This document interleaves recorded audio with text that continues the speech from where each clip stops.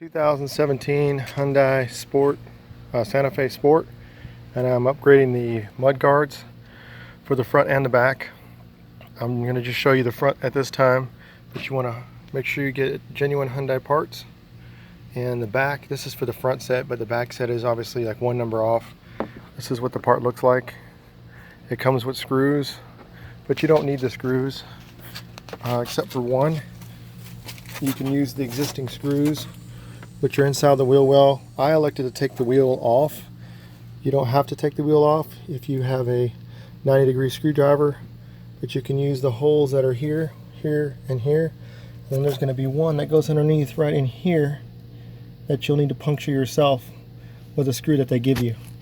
So when you're done, when you line it up, it's going to go like this. Screws go in, and you'll just have to put the one underneath the bottom. When you're done, they look really, really sharp. Easy to do.